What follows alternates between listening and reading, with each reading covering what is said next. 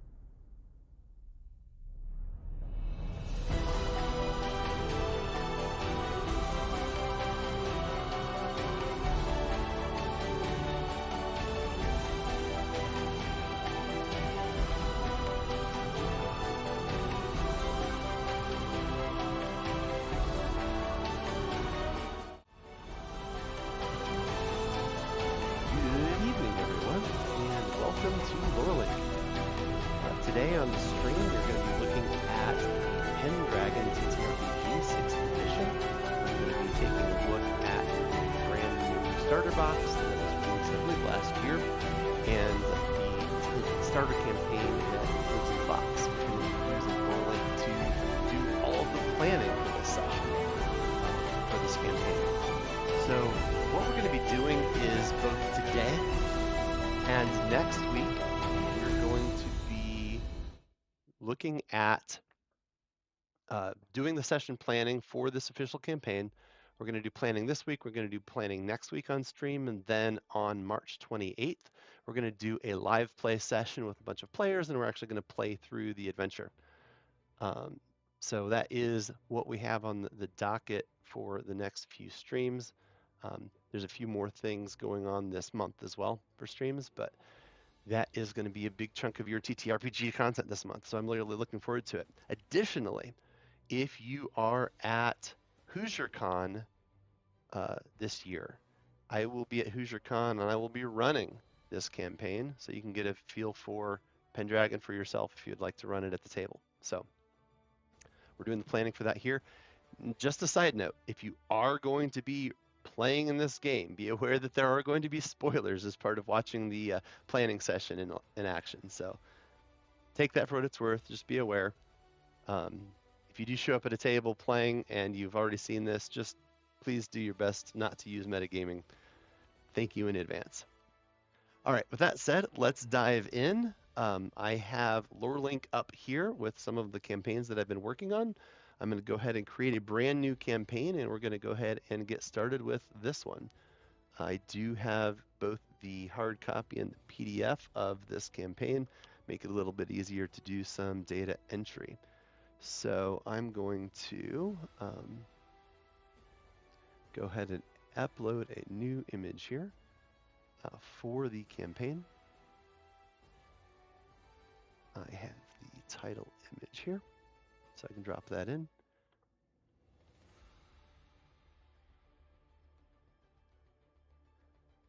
We're just going to do this all from scratch. Now, I always want to do alt text on all of our images, so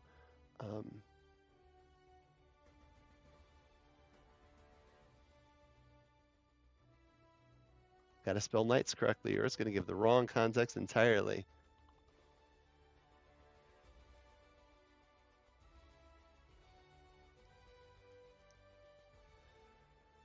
And we're going to save that. And then we're going to select that as our campaign image. I meant to do that and insert. Perfect. Now, the status is currently draft. We're currently working on this. It's the Soren campaign, Pendragon 6th edition. And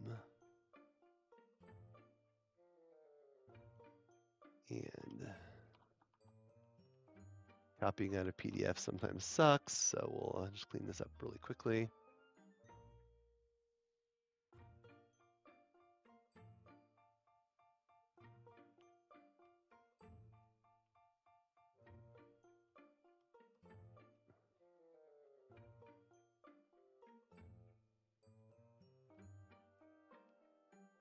All right, and then that's going to be like our description. I'm not going to bother with an introduction right now, and we're going to create our campaign.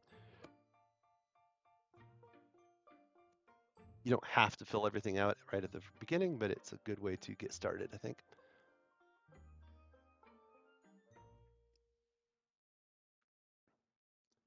All right. I'm gonna make sure, give me 1 second. I just realized I don't have the chat up. There we go. Put fingers in. Can't hear you. Uh-huh. Can't hear me, right? Because you don't want to know what's going on in the campaign. I see.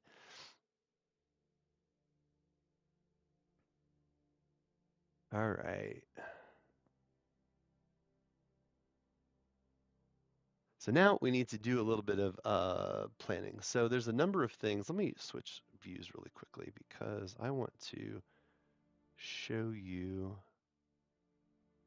I'm going to show you my full screen because I actually have the Pendragon PDF here with the whole campaign in it. So what I'm going to be doing is going through here and following through the scenarios. Now there's a bunch of boilerplate stuff. This is a really interesting thing that, as far as I can remember, Pendragon has had for years in all the editions, is that your Pendragon will vary. And the idea is that it's really up to the game master and the players to run the game that they want to play. And one of the factors that comes into that is this is very heavily based in Arthurian legend. And within the gamut of books on Arthurian legend, it can be anywhere from high fantasy to low fantasy to just raw and rugged medieval, right? You kind of decide where you want to fall in that. The RPG, for example, is very intentionally gender inclusive, and I think that's a good thing. It is very intentionally open to folk tales and fairy tales and that sort of thing. So use that as you will. You have a lot of ability to kind of tailor this as you wish when running a campaign. One of the things that can come up when running Pendragon, and the reason that I've always been fairly nervous to run it, is that at any given table, you as the GM might be the least well read on Arthurian legend, and you're going to potentially have players wanting to argue with you about things that are happening. Leveraging the pre-written material can help with that a lot, obviously, versus writing your own material.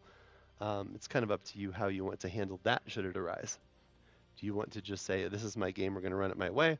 Do you want to allow players to inject their own knowledge of the world of Arthurian legend in a way that makes sense? Or do you want to kind of strike a compromise between those two things? That's something you can do. There is a literary timeline. We are anchored in a specific point in the timeline at this juncture. So they're defining some basic TTRPG terms. Here's the literary timeline. Sir Thomas Malory's book, Le Morte d'Arthur, is the primary textual source for much of the Pendragon campaign timeline. The events of the Sword campaign align with early parts of that work. Game masters wishing for more background and details may seek out a copy to read for themselves. Chaosium, the publisher of Pendragon, published an edition with annotations by Greg Stafford and John Matthews, but for those benighted souls unable to acquire a copy, there are many other versions available.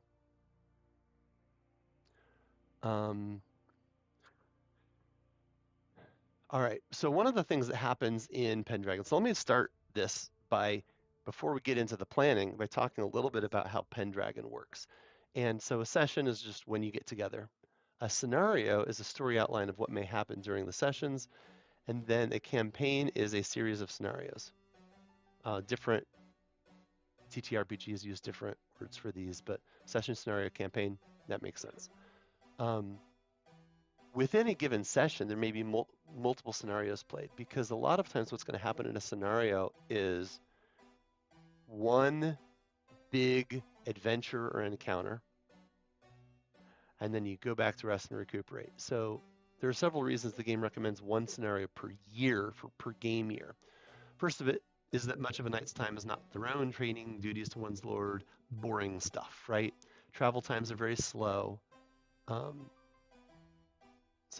Some years may pass without any scenarios at all occurring for some characters, depending on the situation. Glory is the goal of the game. Glory accrues only after time has passed and one's exploits become part of the heroic legend. So time must pass quickly so that glory can accrue for your game play. Glory only gives its benefits during the winter phase, not at the immediate conclusion of glorious events.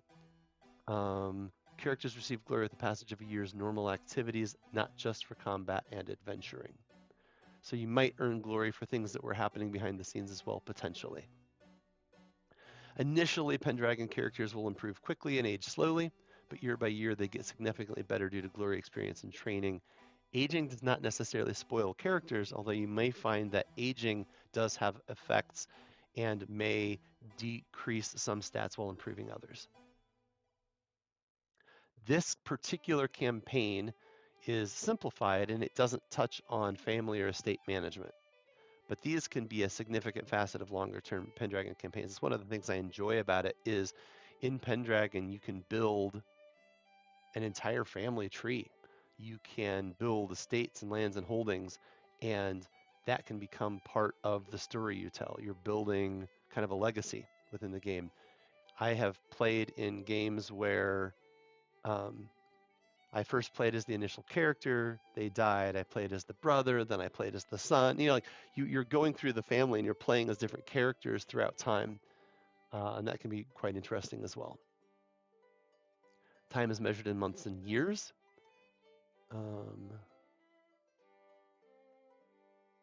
Quick narrative time is fast, and then there's scenario time. So it takes you 12 days to get there, or you search the woods for a week, nothing happens, blah, blah, blah. Scenario time can be two types of different things, narrative time and real time. Narrative time is in terms of hours and minutes. So it takes 5 minutes for you to reach them, or you have to wait here for an hour. Will you do anything? Then real time can occur when players speak in character or you're doing a real time engagement, right? Nothing particularly new, but in Pendragon, it's interesting because you can have time anywhere from real time up to years at a time happening very quickly within the gameplay.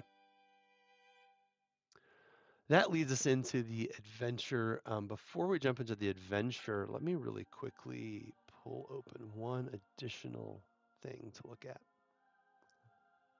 The starter set book of rules.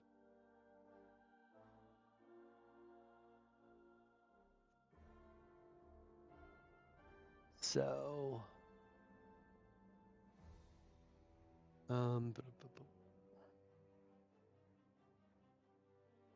Gives a little bit of this, and this, if you buy the starter set, which I highly recommend, it's really a fantastic way to learn Pendragon. Of course, you can always buy the full 6th edition core rulebook um, straight away. One thing that's interesting is that the Grey Knight adventure, which is available for purchase from Chaosium, assumes your characters have gone through this starter adventure first. You don't have to, but it allows for your characters to move directly from the starter adventure directly into that printed campaign. Another interesting thing about 6th edition Pendragon is that it is largely compatible with earlier editions. 5th edition was out for a number of years, so if you have resources and things, adventures, for example, materials for 5th edition Pendragon. For example, I own the Great Pendragon campaign for 5th edition. You can use it for 6th edition. There are a handful of things you might need to tweak. There's some pretty good resources on what has changed edition to edition. The changes from 5th to 6th were pretty minor in terms of system changes, pretty significant in terms of how the material is presented. In other words, the core rulebook for 6th edition, in my opinion and the opinion of some of the folks that I've read, is much, much better. So for example, I'll go ahead and share this with you. Gnome Stew did an evaluation of the 6th edition, including how it differs from 5th edition, what's good, etc. Really good review here you may want to take a peek at. So I'm going to actually drop that link here in the chat for you if you are interested in looking at that. It's just a useful review if you're interested, if you've played before and you want to upgrade, just to kind of understand what's going on. Okay, so back to the core rulebook. Let's see if I can pull up the character sheet. That might be the easiest way to talk about it. I think that's actually in here. Of course, the PDF is going to be super slow to load.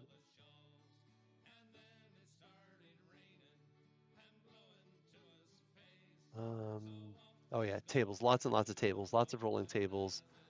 They're going to happen. Actually, you know what I'll do? I have the starter set character folios, so let's just pull up one of the characters really quickly. This is a great way to talk about it. So there are 8 starter characters you can play with background and images and everything. There are coat of arms, etc. To make this a little bit smaller so it fits. So a lot of things, you're going to have these traits, and they're going to exist on a spectrum. So for example, if your chaste is 15, your lustful must be 5. This is a slider bar, basically. As one goes up, the other goes down. And when you're doing rolls, in some cases, you're going to decide which thing you're going for and try to roll against it. So I want to be energetic. If the GM, most of the time you can role play it, but there may be situations where the GM is going to be like, I really need you to roll for that because of the consequences if things don't go well or whatever else. Are you going to be lazy in this situation? You can be like, I want to be energetic. I'm going to roll against energetic. If you roll a success or a crit success, you're energetic. But if you roll a failure, now, if you roll a critical failure, then you're automatically lazy.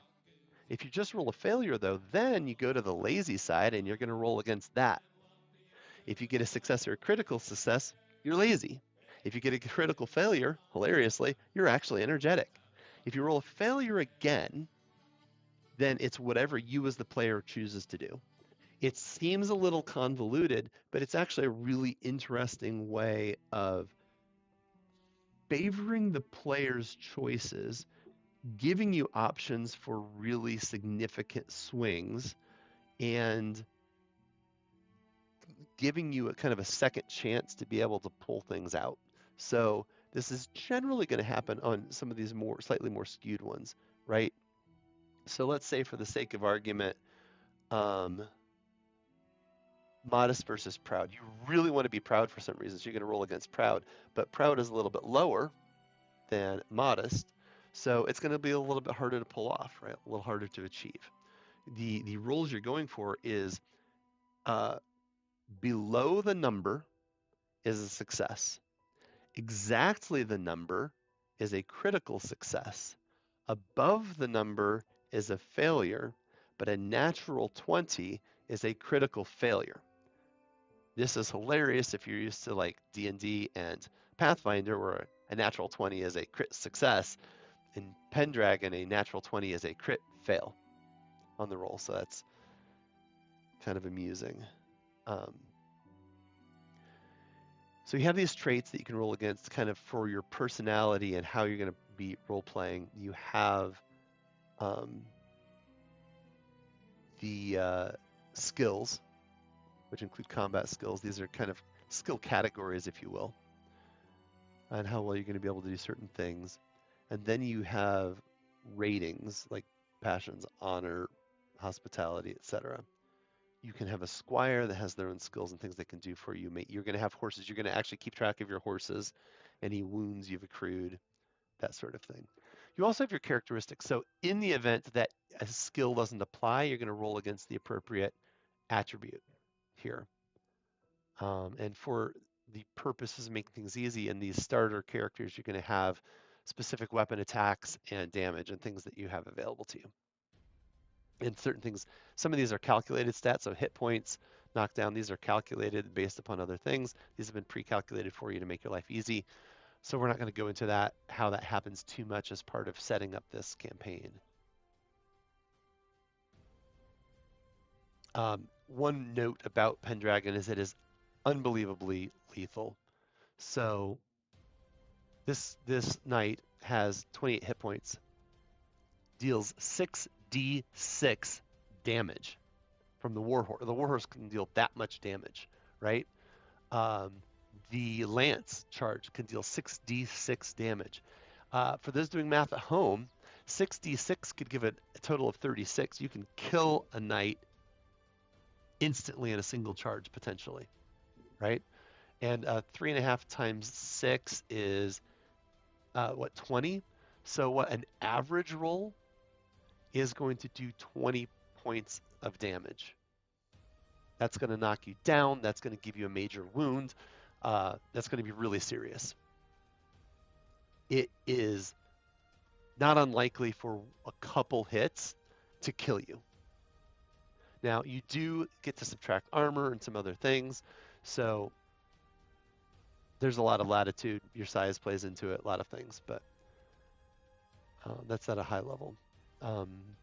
Let's go ahead and get started with the planning. We've talked about that just a little bit. If there are any questions in the chat, I will do my best to answer those. Yeah, lance charges are just brutal.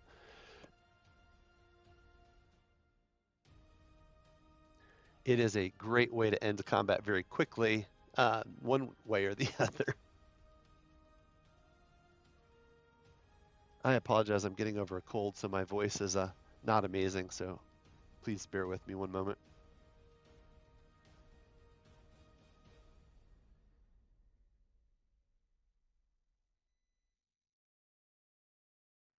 Got a bit of tea for my voice here, so hopefully that'll help. All right, so Adventure Sword Tournament, year 510. So I'm going to actually set up a thing here really quickly. I'm going to create a campaign timeline.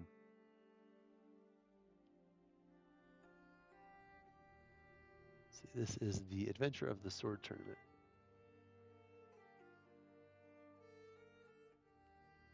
I don't have a better name for it at the moment. I'm going to go ahead and fully share the timeline with the players. I don't care.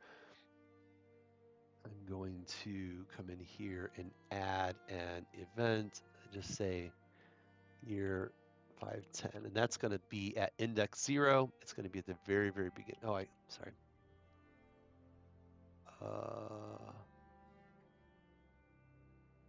Right.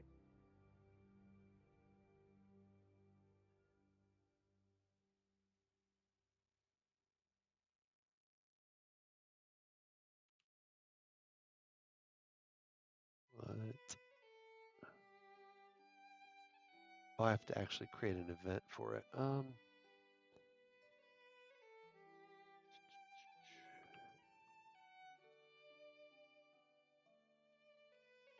Here we go.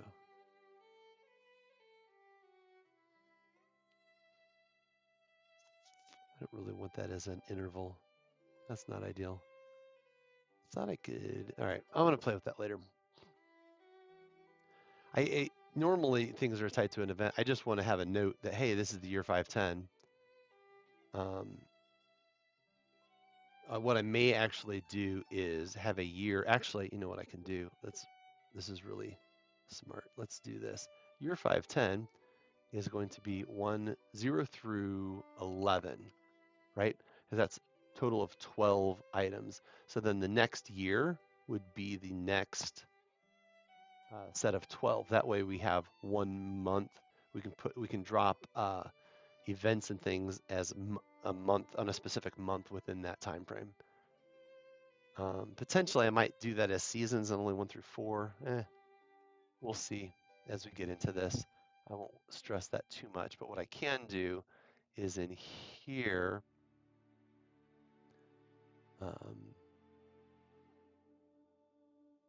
make that the campaign time.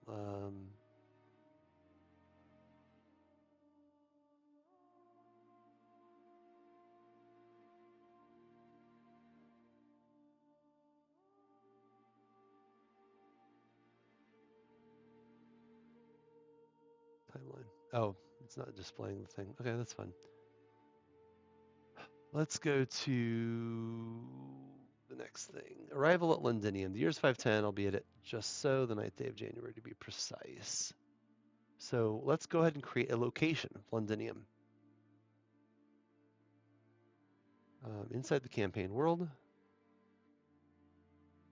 going to create Londinium. It might get moved later. That doesn't matter.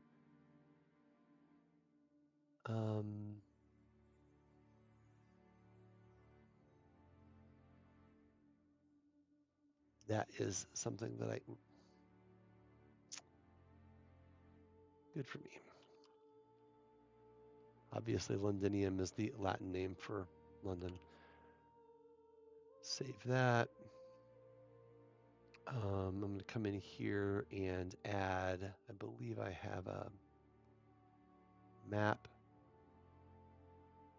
I'm going to upload a map for this because I went ahead and downloaded all of the images I needed.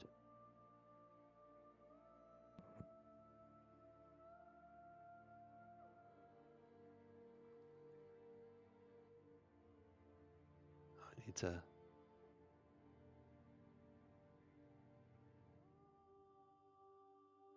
cancel that. I'm actually going to stop that for just a second.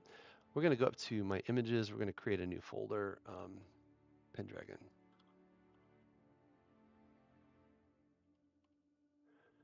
I'm going to go ahead and move that into Pendragon. Come into Pendragon, and I'm going to go ahead and add some images here. It's just going to make my life a little bit easier.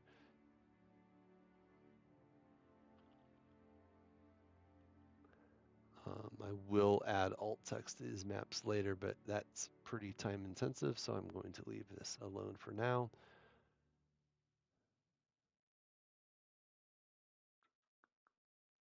We're going to need a couple others.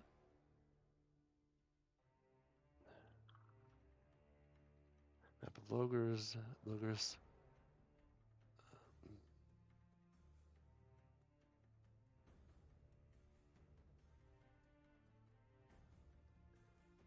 And this is a navigation map to Carleon.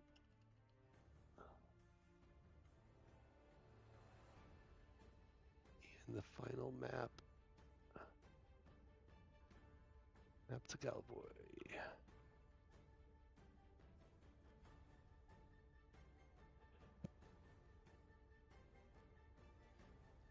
So those are going to be interesting. All right, so then here I'm going to just select the map from my image library, Pendragon. This is going to be the map of Map of Londinium, select and insert. Cool. Now when I save this and I flip to view mode, if I make this full screen, you see that I have a map in here now.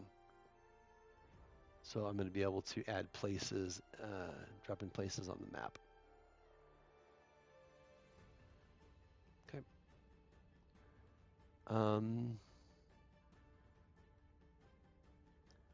The 9th day of January, the cold and gray leaden skies. So, arrival at Londinium, that feels like an event. So, let's go ahead and create an event. Actually, before I create the event, I'm going to do one thing. We're going to start sessions.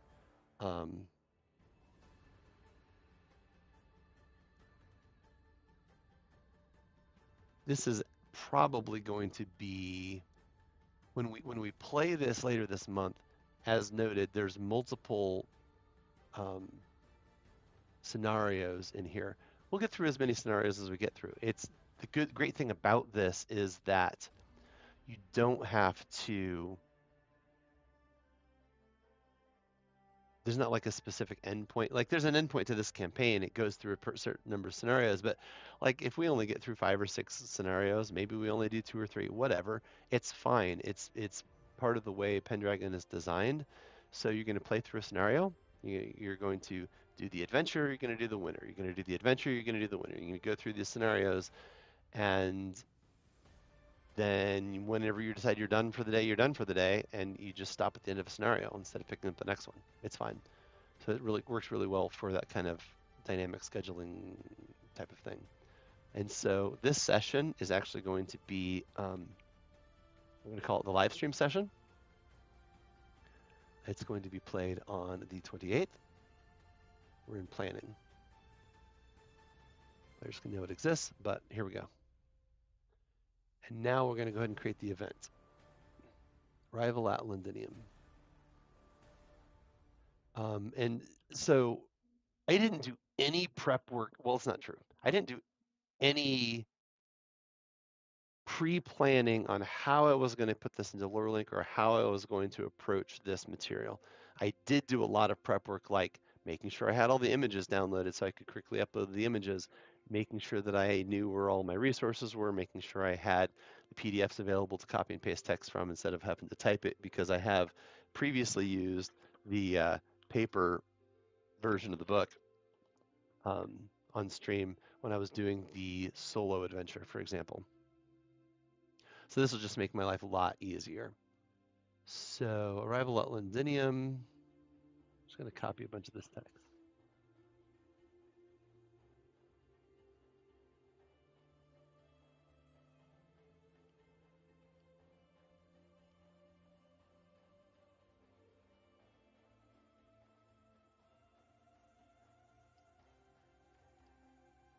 So we're going to save this.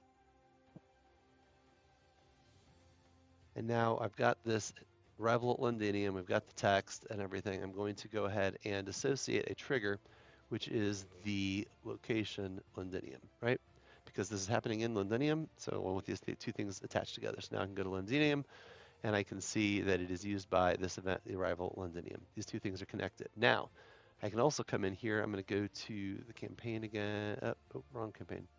I'm going to go to the sword campaign, which is the one I'm working on. I'm going to go to the session right here, live stream, and I'm going to associate some things, right? I want to associate Londinium because we're going to start there, and I'm going to associate an event, which is arrival at Londinium, because both of these things are going to happen during this, for sure, definitely no problem. So I'm going to go to view mode really quickly to show you what this looks like, and I'm going to have the ability to mark these as completed once we do them, once they've visited Londinium, once they've had this event, etc. It's a way of tracking what's going on, and it gives me one dashboard to go to. So at the live stream, I pull this up, and now I'm linked to directly to the high-level items that I need in order to start running the campaign. Okay. All right. With that said, arrival at Londinium. Let's keep going. This is the description from Londinium, so that's fine. I'll just keep adding to this.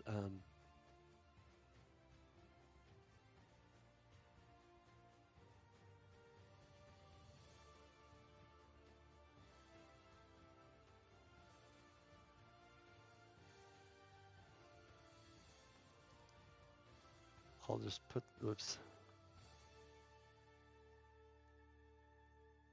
There we go. This is Markdown, so I want to make sure it doesn't try to interpret that as HTML. That would be bad.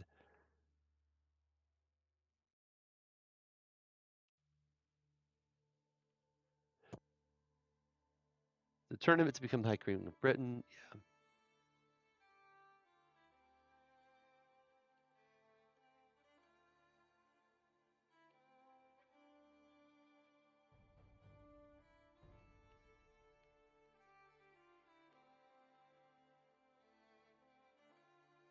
Okay.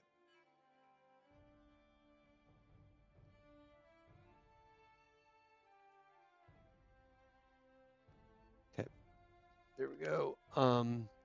A skill such as intrigue is useful in situations such as this for providing player knights with information they might not otherwise be able to access. So we're going to bold that.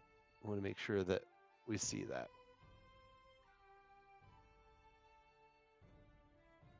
Okay,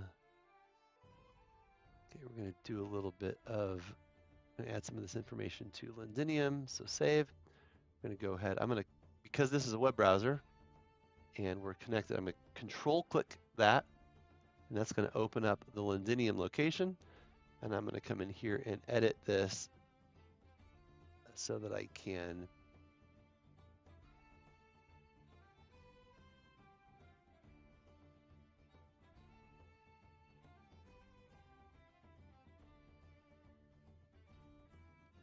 I'll make that a read aloud. That's actually fun. And then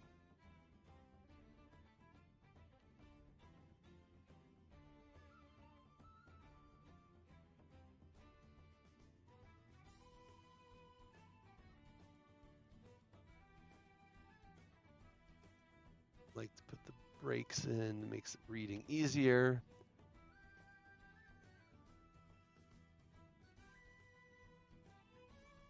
Yeah, the White Tower is really impressive for anyone who's actually been to London. It's ridiculous how old it is.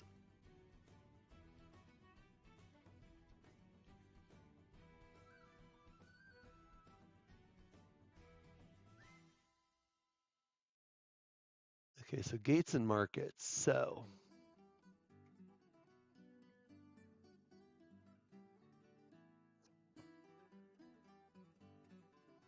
we're going to do a thing. We're going to save this now. Now, we're going to actually create a location under Londinium called gates. Okay, and gates. I'm going to have this, hold on. Child description. Display notes on all children. Gates are large, double wide doors with towers beside them and defensive works above and around. The guards close and bar them every night at sundown. Blah, blah. Okay. Let me think. Actually, no, I'm just going to put that in Londinium as a child note. So what we're going to do is, as a child description, I'm going to do this. Do gates. Oops.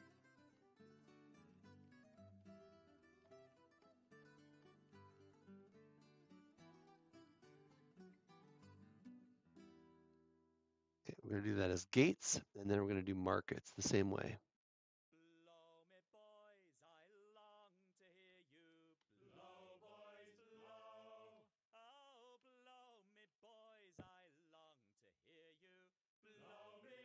There's going to be child descriptions. They're going to be displayed in all the locations underneath this. So what I can do, if necessary, is all of these points on the map, so all the different gates, I could actually create those as individual locations and they would receive that child text about the gates and markets. Okay.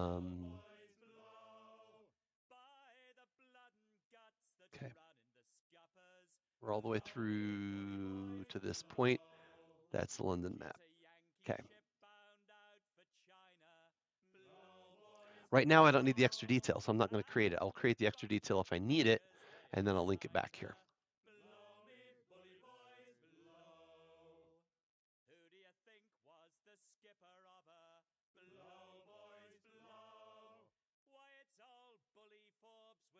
Okay, so These might be additional events. So at the Game Master's discretion, at some other time and place in Londinium, player knights with the highest spiritual trait value catch a sight of a strange figure.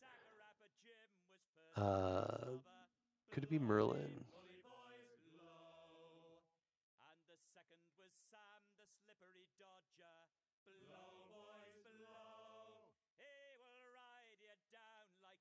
So we're going to create an event. Spotted Merlin.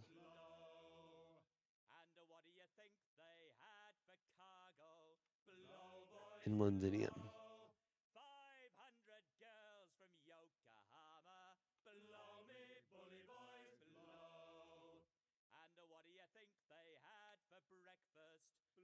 Okay, so we're going to bold spiritual.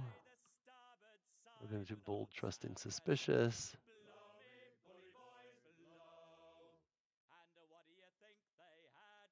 Okay. And so Londinium events table. I'm going to save this. I'm going to go into, so this is what that's going to look like.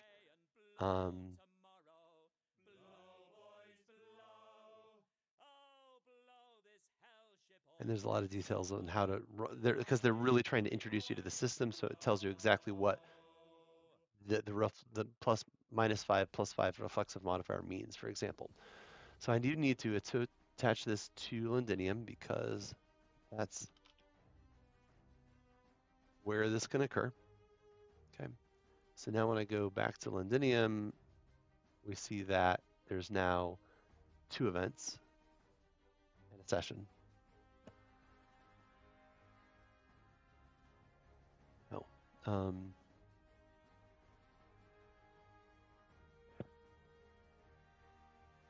moment.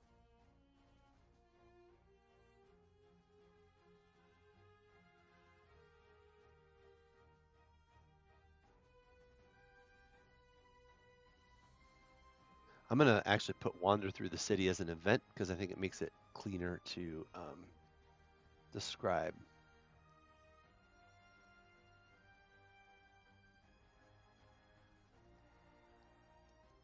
Because there's a lot of different things that can happen.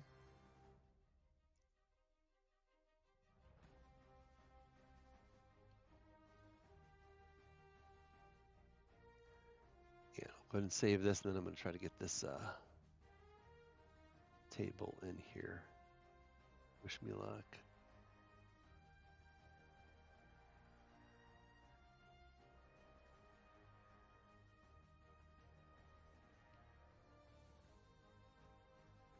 All right, so we're going to do this as a 1d20, this as the result.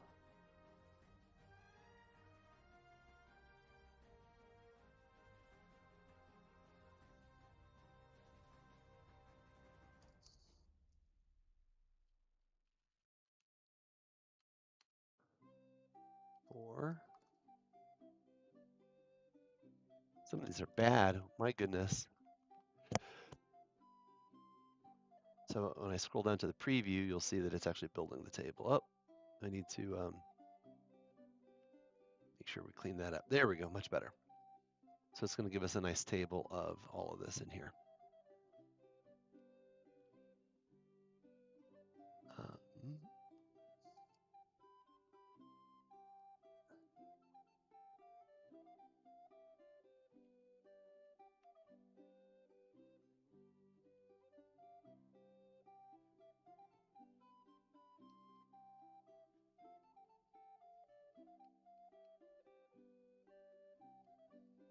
Just takes a minute to do all this. Obviously, it's a little time consuming, but I'm going to go ahead and have this table in here. The future tables I'll just save and I'll do them offline. But I think it's important to show that you can, in fact, do this. It's not a big deal. There's just a lot of text, so I'm copying and pasting it.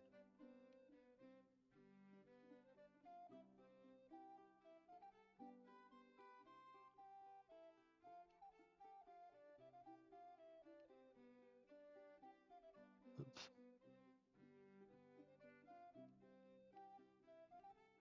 Okay, proud or forgiving. So generally the key terms are going to be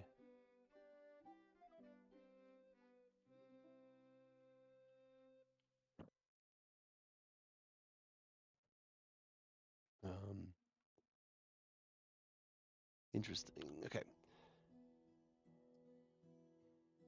Drunken Friar insults you. Make a decision roll if you are famously proud. If you succeed, you strike him. Proud if you lash out. Forgiving, lose 1 point of honor if you succeed.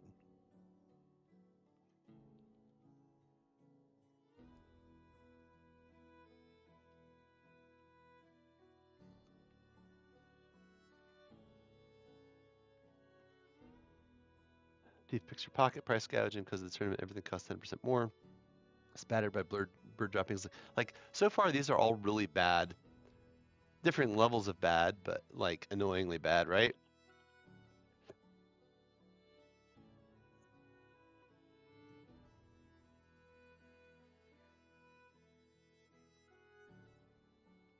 But that's kind of how this goes sometimes. Like, what did you expect? Good things to happen by not minding your own business? Mobs jostle you all day. Take 1d3 points of damage from all the bruises. Love it. Dex roll. Until a gaggle of men playing some sort of ball game dashes past, nearly tramples you.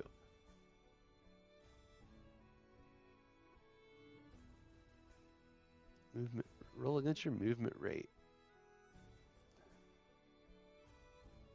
One of the things that's worth noting, though, is that all of these rolls can produce experience.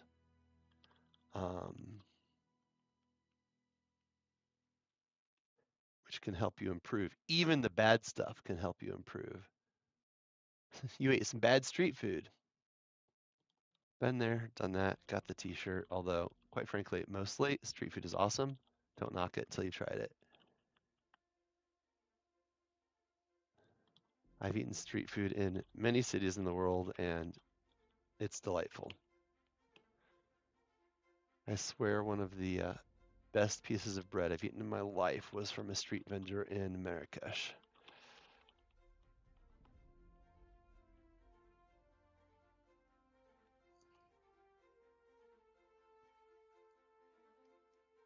My general rule to food when traveling, though, is follow your nose.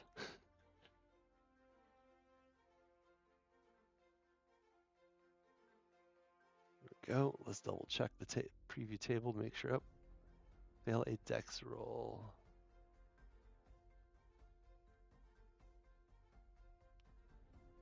Okay. And bulk game. Gotta clean. There we go. Cool. There's the whole table. Save that. So now we have the whole rolling table right here inside of this event. When I go to view mode, right? It's nice and clean. Now I can roll against it, see the result. Find some money, very enjoyable, expectedly good meal. Studio hosts you free food and good cheer for the day. Good day at market, all items 10% off, right? So there's good things that can happen as well. Let's see.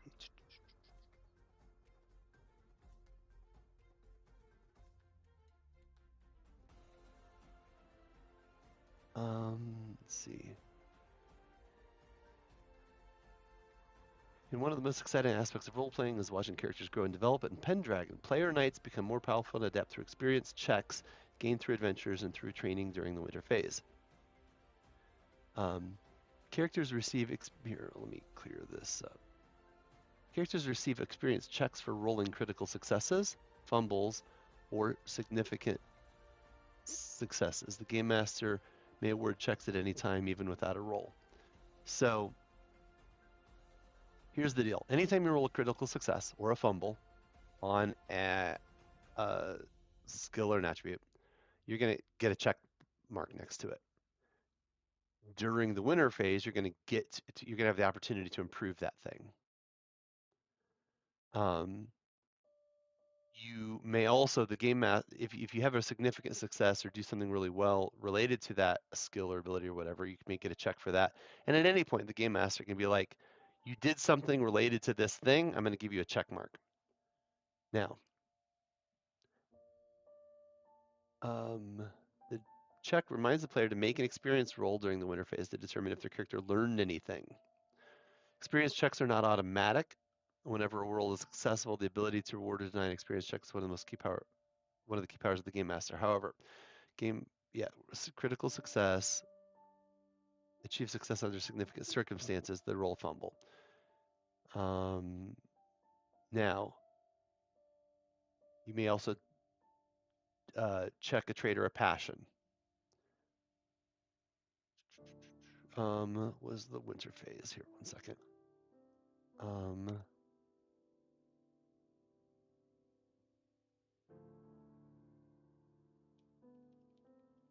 Experience. There we go. Where's the winter phase? There we go. Nope.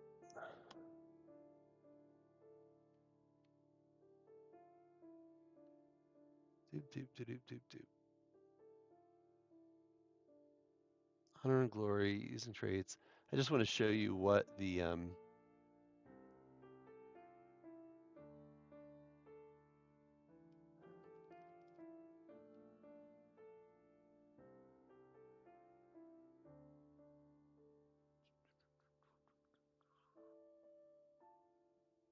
winter phase. Okay. Experience rolls. Roll 1d20 once for each experience check. If the number rolled is greater than the current value, then the character learns something from their experience and adds 1 point to that value. So this is different from rolling a skill check. A skill check you want below or equal, but to an experience roll you want above. The idea being, of course, that the lower the value is, the easier it is to increase. So if your number is currently a 3, it should be pretty easy to improve it. Once it's a 17, it's really hard to improve it, right? That's the idea. You have the opportunity potentially once a year for all the skills and things that you utilize. So that is kind of one of the ways, the most important way that character improvement happens. All right. So this was Arrival at Londinium. I'm going to go ahead and, let's see, got Arrival through Londinium, Merlin spotted and wander through. We're going to,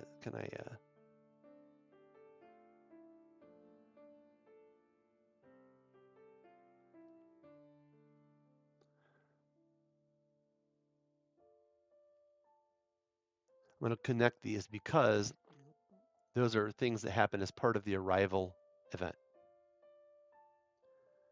Now, I feel like in these events, this is going to be important. So I'm going to put an asterisk next to the what I'm going to call the key events. Right, Arrival at Londinium is a key named event. The others are events that I'm creating for the purpose of organization to make things easier to manage as a GM within the system. Okay, so the next thing that's going to happen is the Tournament of the Sword.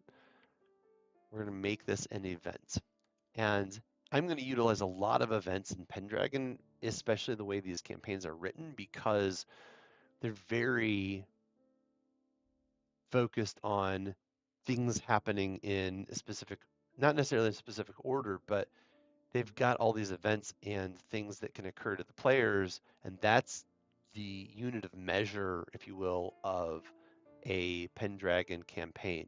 It's event, event, event, event, event.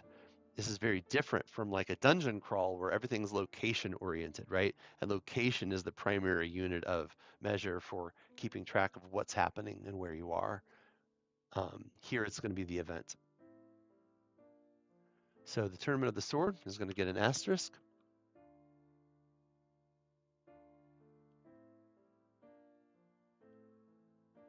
It is the morning of the tournament. That's the short description. Right?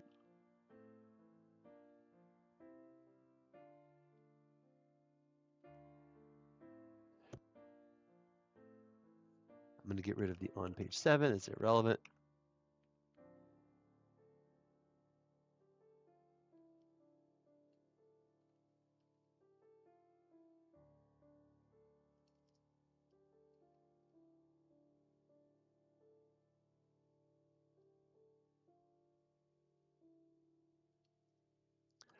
A lot of this is kind of informational or instructional text for you, the GM, as the first time, which is totally great. Okay, so let me read through some of this for you.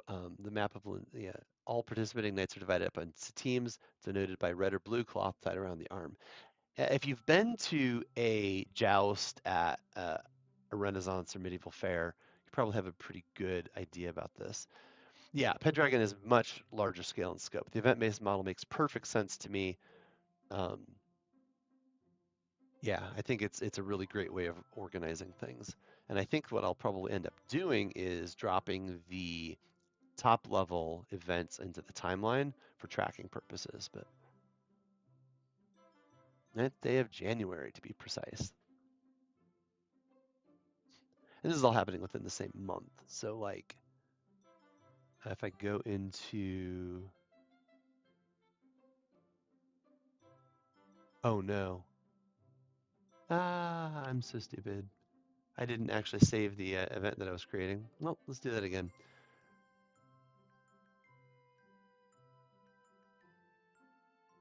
I got ENC and forgot to click save. Don't do that. It is the morning of the tournament.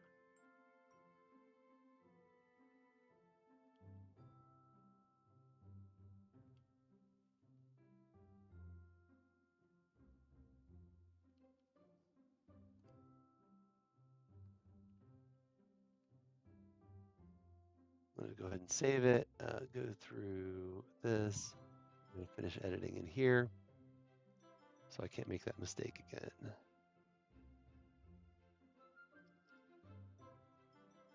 This is a chance for individual player knights who did not meet the day before to learn a little bit about each other. The procedure for running a tournament melee is broadly the same as regular mass battle. But for now, just follow these guidelines below because they're going to make it simple for you. Because again, the starter adventure is just as much for the GM as it is for the players. A much simpler, more straightforward way of doing this. Battles are discrete. This series of discrete encounters corresponding to the battle's turns is very similar to like a joust at a medieval run fair. The longer the battle lasts, the more encounters the knights may fight. Although the player knights do not yet know it, this battle is fated to last but a single turn, one encounter. Whether battle or tournament, knights ride and fight in units called, convois, which consists of 5 to 15 knights plus their squires. King Leodrens himself leads the player knights convois.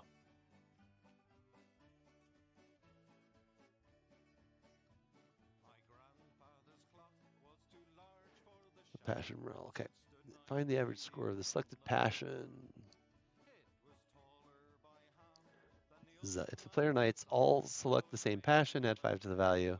Explain that the convoi's morale score helps determine when the team can push forward into more fighting and when it must retire to regroup or recuperate. Thus, the higher the convoi's morale, the more time the knights may spend on the field to acquire glory and captives. Since this is to be a one-turn battle, the morale score is actually somewhat irrelevant. The purpose of generating the score here is to familiarize the players with the function and importance of it.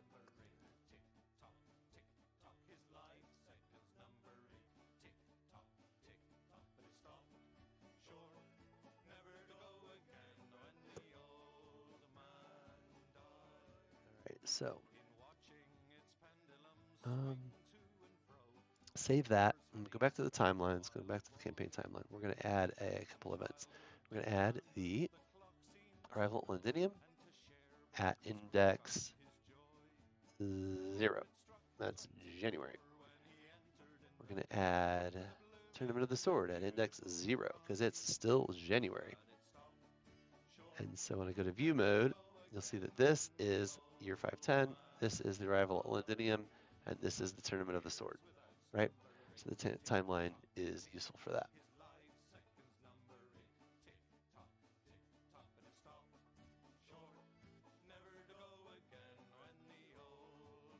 Okay, cool.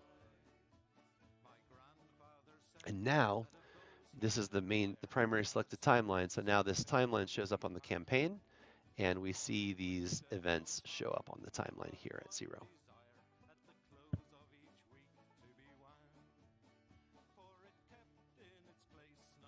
I could actually, potentially, let me play with something right quick.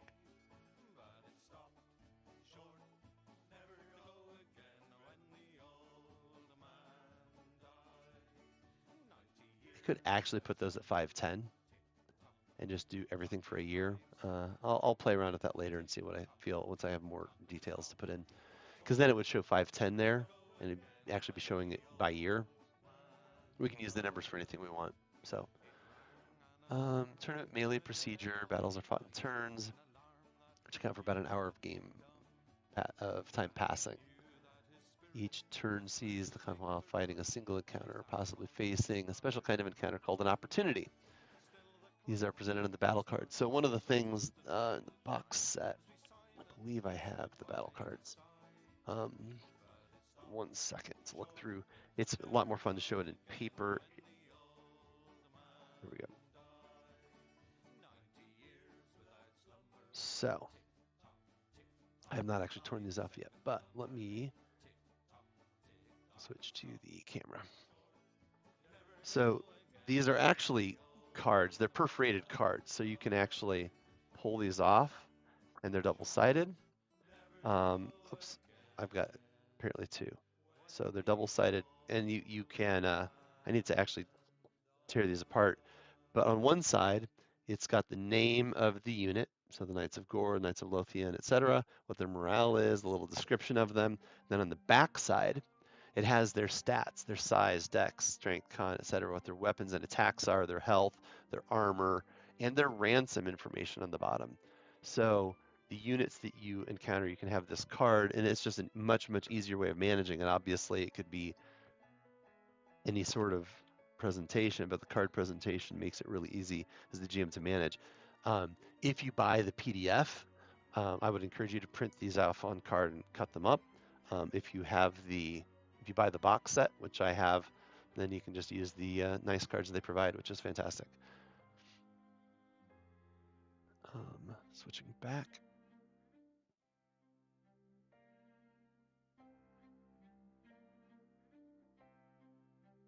Set up the Encounter Knights of Gore card.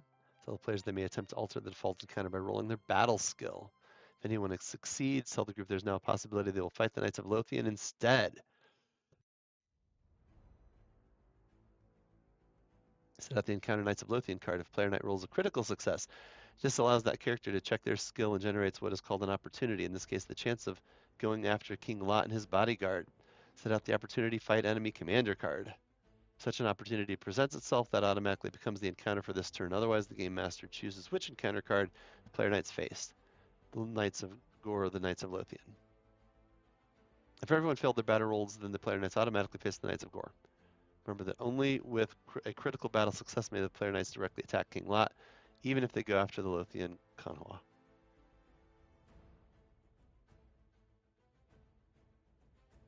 We're not worrying about intensity for the moment. That's fine.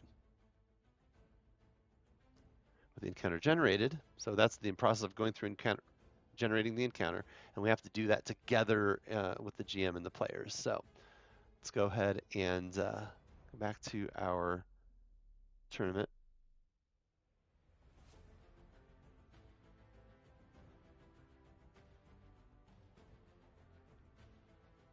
And we're going to do melee procedure.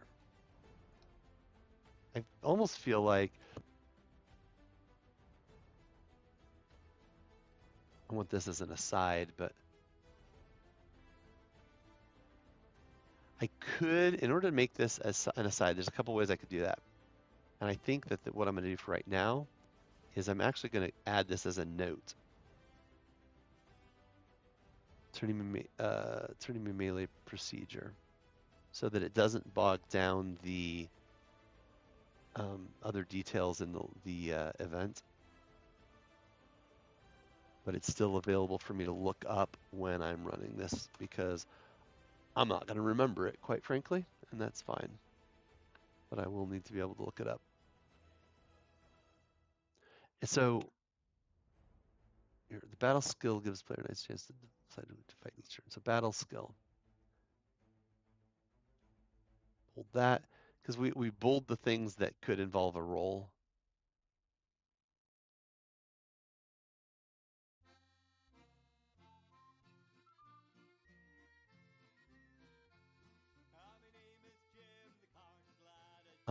So when we're doing session planning for something like this, there's a number of different things we're doing. First of all, I'm putting things at the lore link so everything is related and interconnected. I think that for for Pathfinder, for example, we find that this is incredibly important because for Pathfinder, I am scrolling up and down and around constantly in the PDF, and it's really obnoxious. This being more chronological is a little bit less important, but we're going to start running into places where it is. So if you're going to explore Londinium, you may want to very much to have things tied back to Londinium. I want to have this information together and not spread around, including this table, etc. If we want to start putting in notes about certain things, like I'm adding this as a note, but sometimes I'll add things as a tag and I'll tag things with information that I can look up a lot. I can't do that when going through the PDF. So the PDF is, if I were trying to run this directly out of the PDF, it would be okay.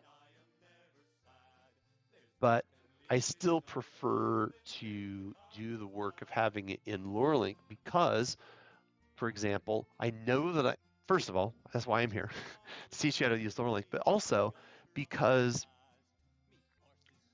one of the things that I'm going to be doing is running this campaign a bunch of times. So doing more work up front to make it run smoother is going to pay itself dividends. It's not like I'm just doing this one time. I'm going to be running this for our group. I'm going to be running this a couple times at HoosierCon. I'm going to be running this at Origins and potentially even at Gen Con. So I'm doing this a bunch. So it's worth that effort. The other thing that I'm doing is, of course, I'm refreshing myself on the rules because I haven't played in a while. I haven't played 6th edition yet, and I like the way the 6th edition lays things out. And I'm also making sure I understand what's happening in what sequence, so I am ready to go with the players once we're at the table.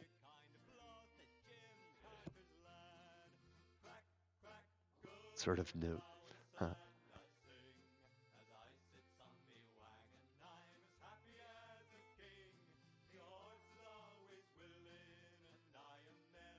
It's a good thing I made this tea for my throat. It's been helping a lot. All right.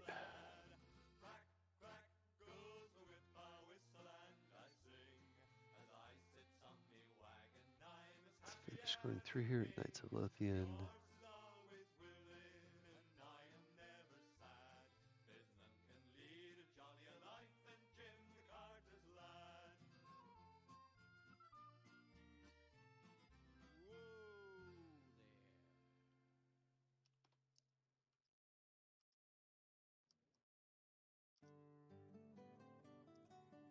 Find the average score. Da, da, da,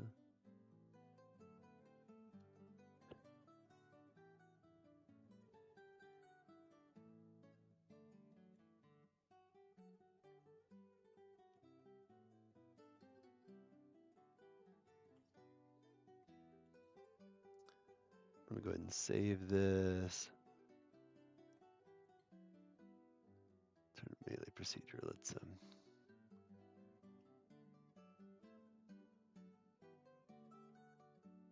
Oh, I see. I was looking at the wrong thing. Okay, right. Now combat has joined multiple opponents.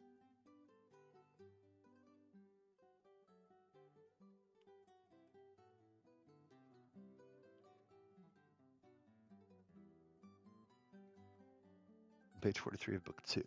Okay, so perfect opportunity for us here. We finish saving this, and then we're going to come back to that multiple opponents thing.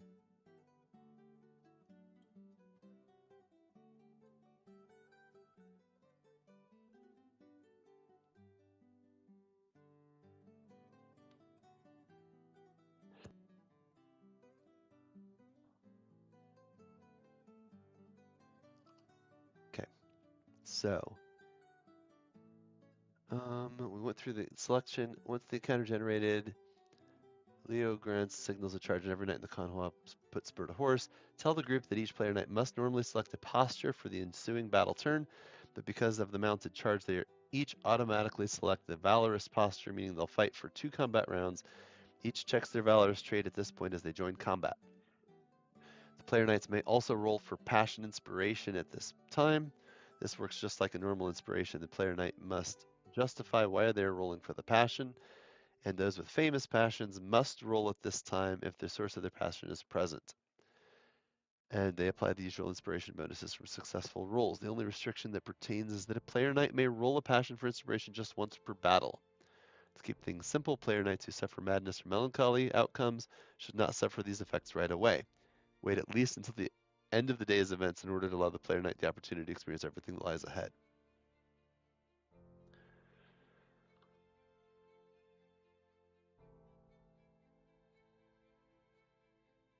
Now combat is joined. In a regular encounter, a knight with a valorous posture must fight for 2 combat rounds before the encounter ends. Only the first combat round counts as a mounted charge. If there are fewer opponents than active characters, in the second combat round, player knights may gang up 2-on-1 on their foes or vice versa.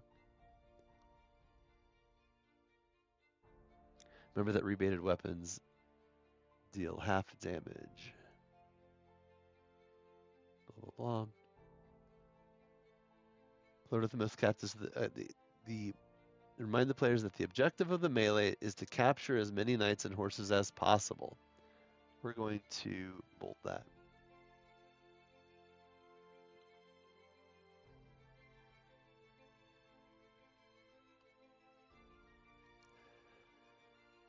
Okay, the Lord with the most captives of the banner at the end of the day is the winner. Fighting against the Knights of Gore, those opponents withhold their blows, doing 1 dice fewer damage. Player knights who do not do the same must roll honest and lose 1 point of honor if they succeed.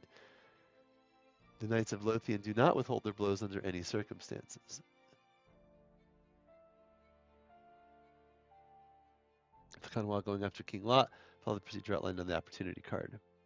Knight who surrenders is knocked from their horse or is knocked unconscious is considered captured.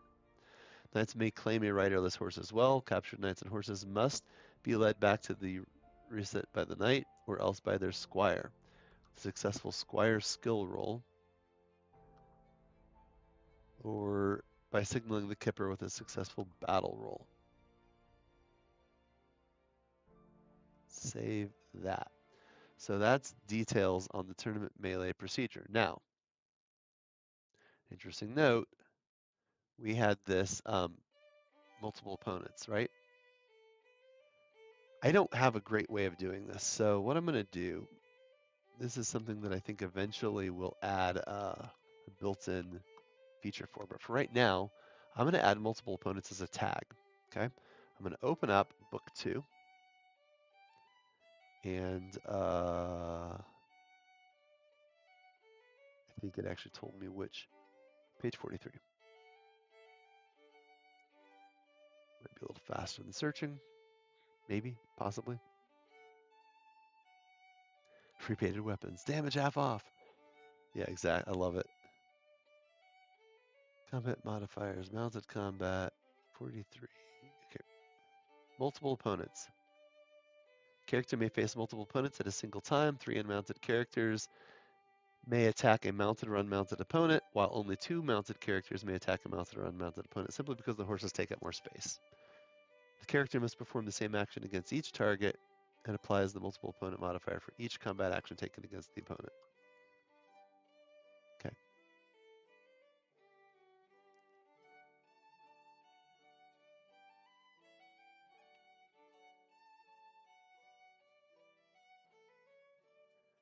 Then we have a multiple opponent modifier,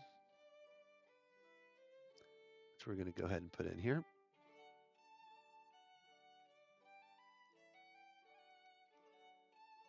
In any combat action taken against multiple opponents, the character suffers a cumulative penalty of their skill of -5 per opponent after the first one.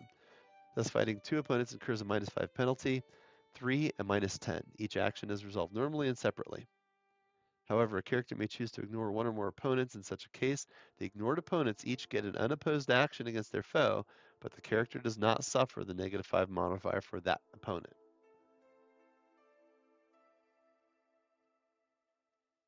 Okay.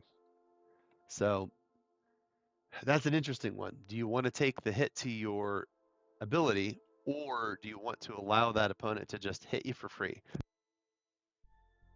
Essentially, right? It's risky. So we've created that as a tag. Now I can go back to the event, tournament, and I'm going to tag the tournament with that. This is not perfect. Ideally, I would like to have the tag associated with the note, et cetera, et cetera. But what it means is that by creating game rules that I might need to look up as a tag and attaching them to the events to which they apply, I have a really quick and easy way of clicking and referencing that rule now. And of course, if I'm in view mode, it's really straightforward, right? And it tells me where I might find this. So that's how I'm going to do that for now. I've done it that way before, and it seems to work really, really well in practice. All right.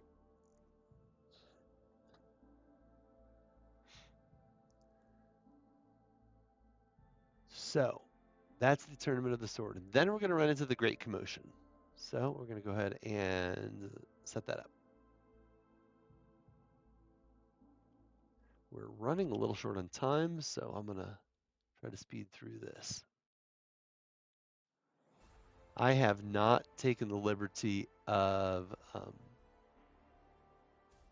saving all these illustrations. I didn't see the need or the point. Oh.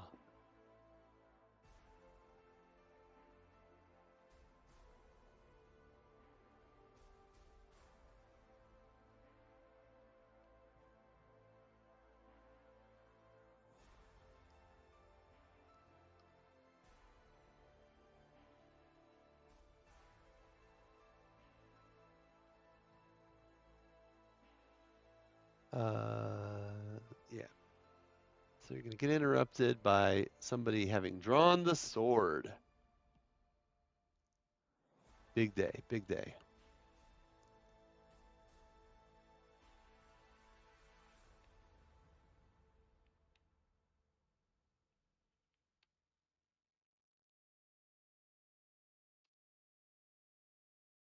You can roll horsemanship to try to get up to see what's going on. You get a station roll. You may get a recognize roll.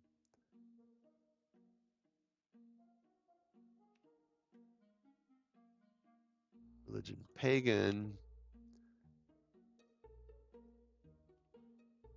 Religion Christian. Okay, we're going to save this. Now we're going to do another fun thing. I'm going to go ahead and create characters.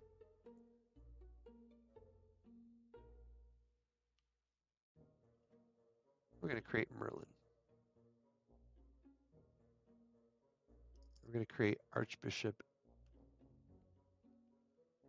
Dubricus.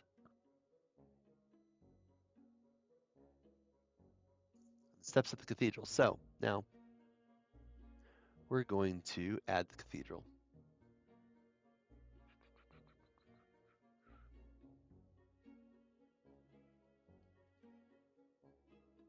St. Paul's Cathedral. All right, so we're going to come up here. St. Paul's Cathedral. We're going to create that as a location.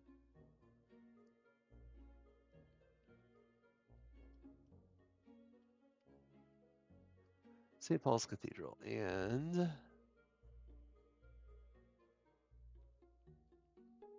going to give it a J. Actually, no, that's a G. Learn to read. St. Paul's Cathedral. Let's put that there. I don't have a whole lot of information for it yet, but what I can do is come into Londinium. I'm going to, I'm in edit mode right now. So G, that is St. Paul's Cathedral. Save.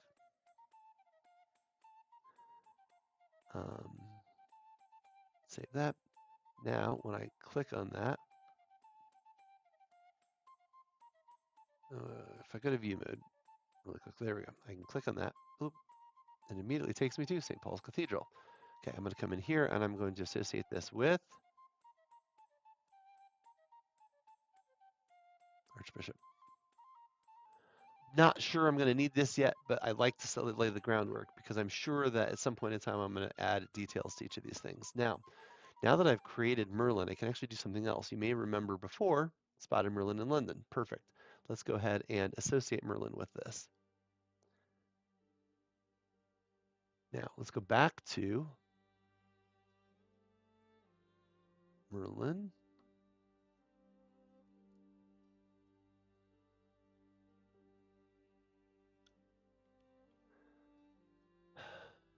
And we're going to create this as a kind of description.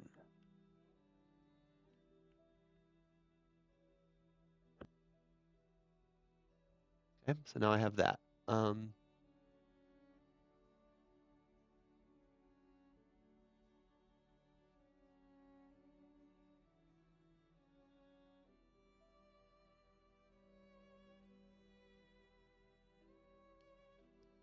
So we're going to actually do something. We're going to say trusting.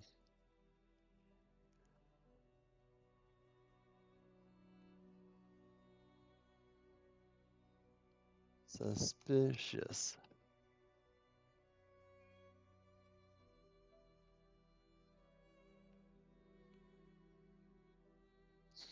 Right?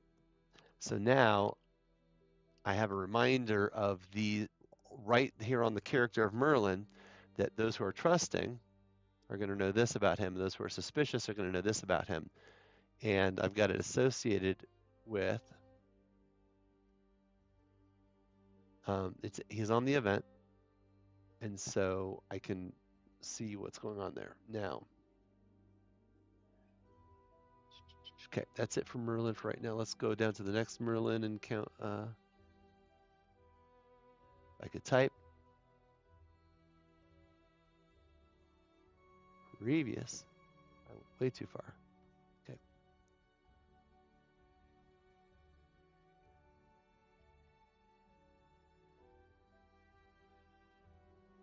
You're going to meet Merlin eventually, apparently. All right.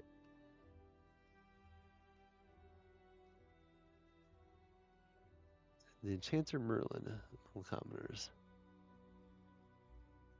Archbishop Dubicus. So we're going to.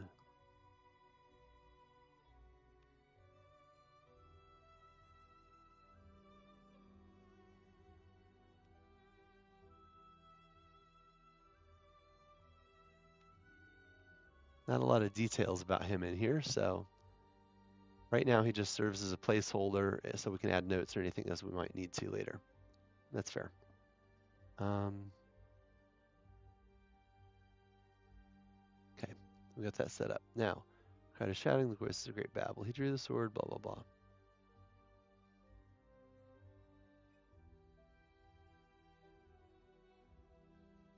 I love these notes in the margin that are really useful. Because of the height modifier, King Lot's sword skill is reduced from 20 plus 3 to 18.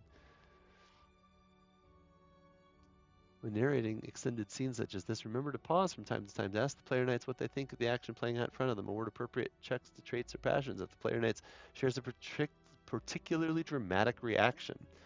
I can really love that information there. All right, so let's go back to the event. A great commotion. Asterisk.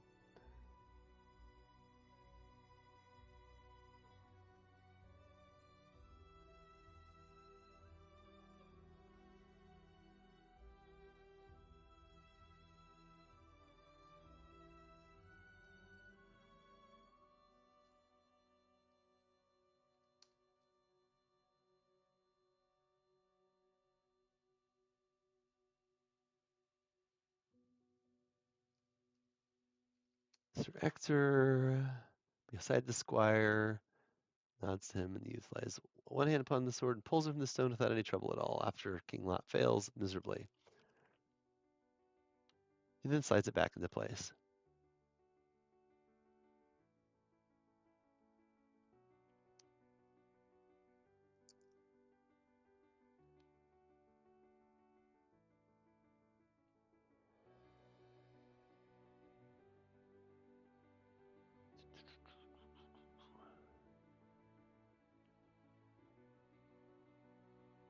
What do the player knights think of this?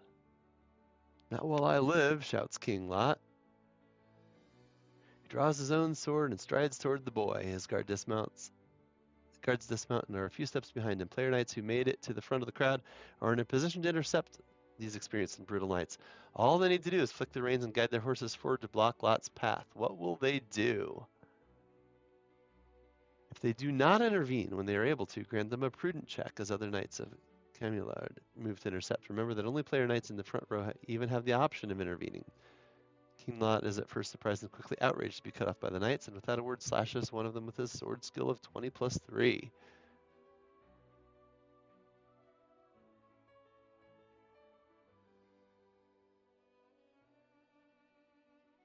Player knight involved. Any player knight involved enjoys the +5, -5 height advantage from being mounted.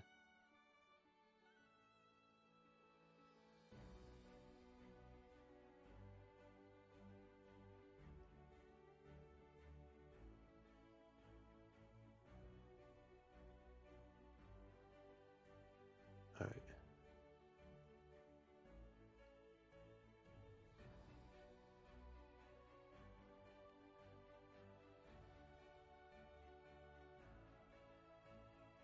And I was make that move that note right here into a parenthetical statement. Everyone is still using rebated blades. Useful that. Run a single combat round.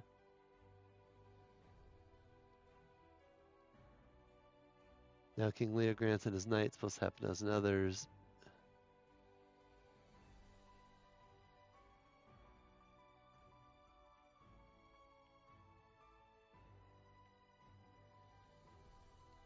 I could probably add these kings as individual characters as well, but I'm not going to do that right at the moment.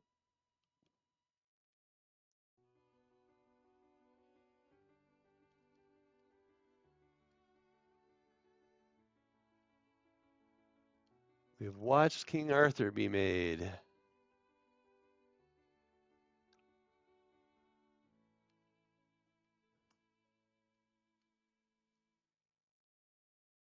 Sword protocol. To carry sword at all times is the right and privilege of a knight, even at court, as a status symbol. Even in a foreign court, the knight may do this, although sometimes hosts may ask them to disarm before entering a church, a king's hall, or some other special place.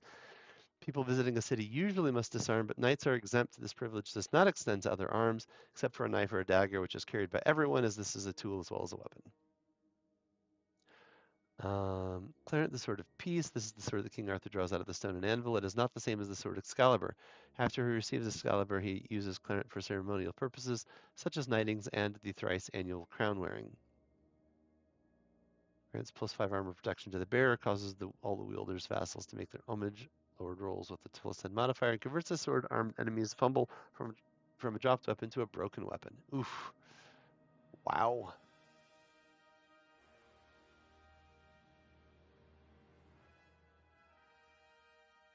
All right.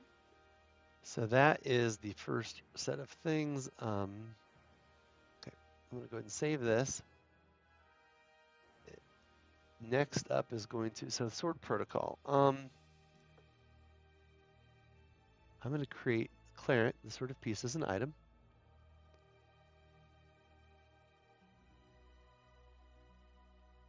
I'm going to add this as the description.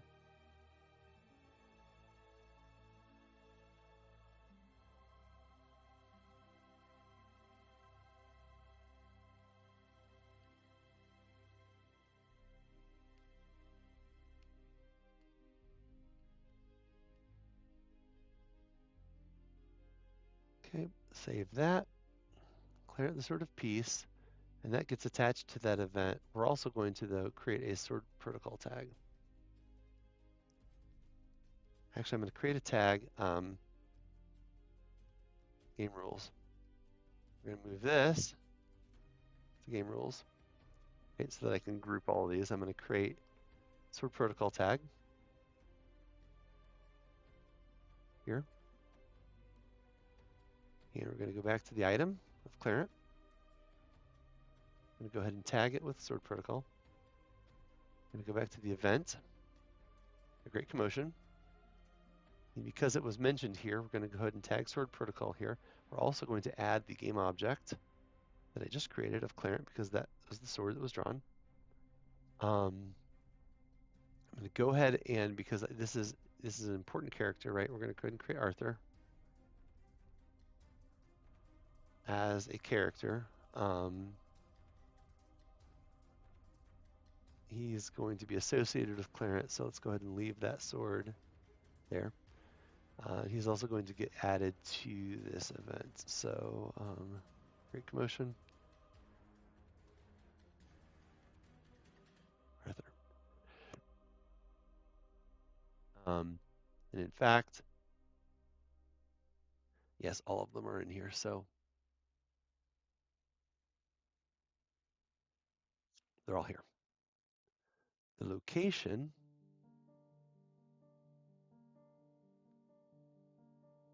it's not really a trigger, but the location here is the church. So we're going to go ahead and add that location.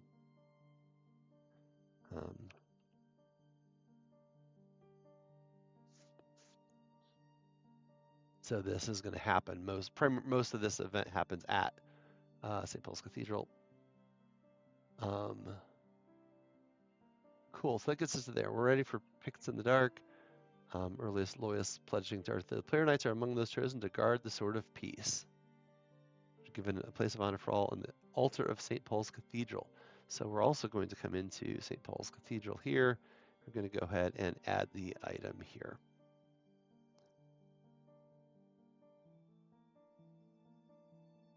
Because that is where it's going to, resting place is going to be. I could wait until it happens to make that, but it's going to happen right away, so I'm not too worried about it. Watch King Arthur be made is certainly, yeah, I know. You know what? I'm tired. Words, not coming that well. It's fine. All right, so we're going to call it there. Let's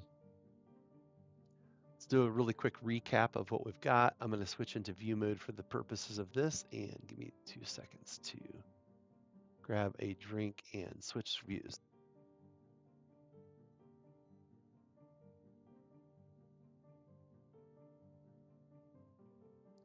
All right, so we've set up the sword campaign. We've got some campaign details in here, including our initial timeline. We'll add some more stuff to that eventually. We have our locations, including Londinium, which has the map of locations. We have the St. Paul's right here.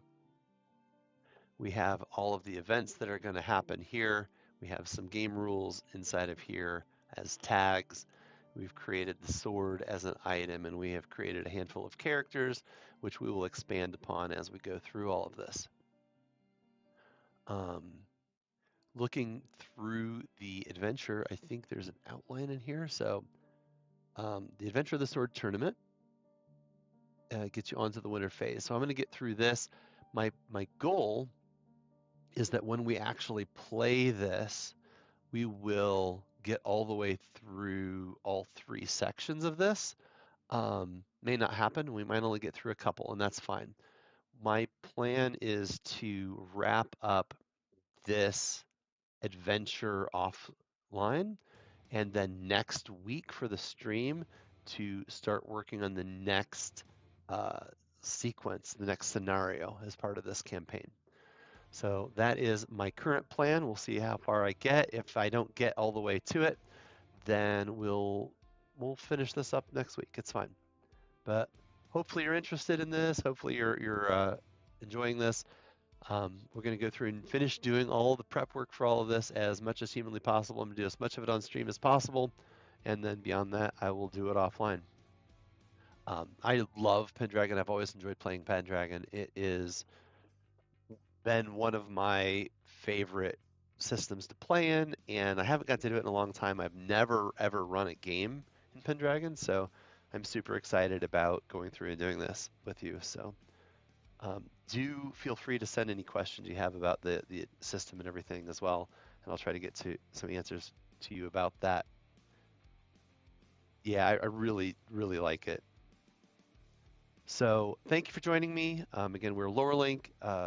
Our primary job here is to build the LoreLink platform for game masters of TTRPGs to help you run and organize your games and game materials to make it easier to play your games at the table.